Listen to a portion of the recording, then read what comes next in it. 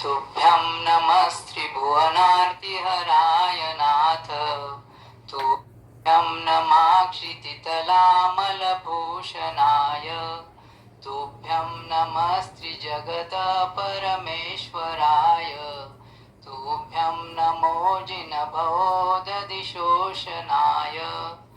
जय बोलो देवादिदेव श्री 108 फीट के ऋषभदेव भगवान की जय। चारित्र चक्रवर्ती आचार्य श्री शांति सागर मुनि महाराज की जय। जय बोलो दीक्षा प्रदाता और सप्तम पट्टाचार्य आचार्य श्री अनेकांत सागर मुनि महाराज की जय।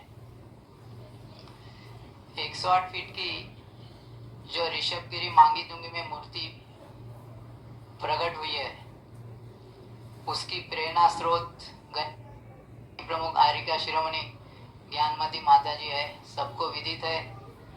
और प्रज्ञाश्रमणी आरिका चंदनामती माता जी और रविंद्र गिरी स्वामी जी का इसमें अनमोल योगदान है।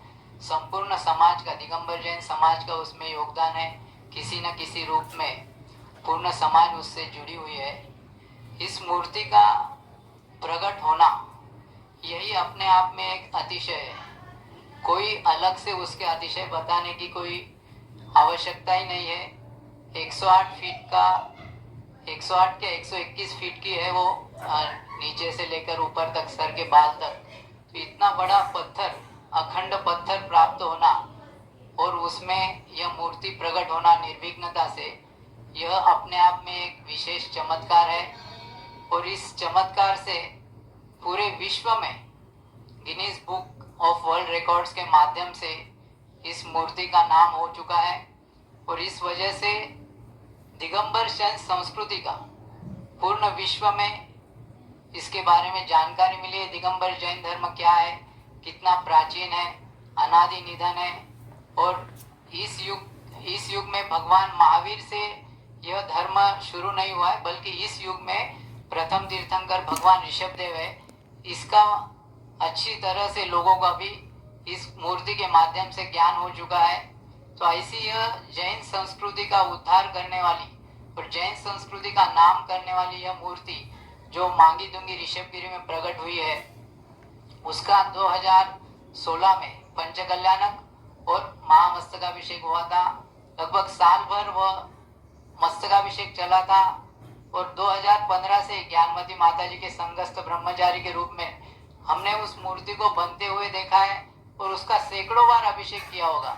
लेकिन हर बार अभिषेक के वक्त एक अलग अनुभूति होती थी, एक बहुत ही आनंद की अनुभूति होती थी। देखिए, सौधर्म इंद्र जो शाहीक सम्यक दृष्टि है, एक भवावतारी है, वो भी भगवान जी का 1008 कलशों से कई बार अभिषेक करता है। तो अभिषेक करने में महान पुण्य की प्राप्ति होती है और अपना मोक्ष मार्ग प्रशस्त होता है। तो इसलिए हर एक व्यक्ति को इस महामहोत्सव में जो 6 वर्ष के बाद फिर से अब ये महामस्तकाभिषेक का मौका मिला है, 15 जून से यह महामस्तकाभिषेक शुरू होने वाला है और 30 जून क्या 10 जुलाई तक अब बढ़ गया और आगे भी बढ़ेगा जब तक आप लोग करते रहोगे।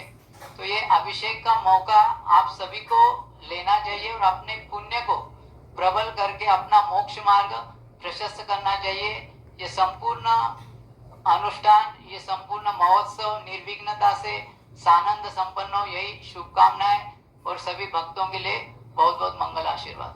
जय बोलो 108 फीट के ऋषभदेव भगवान की जय।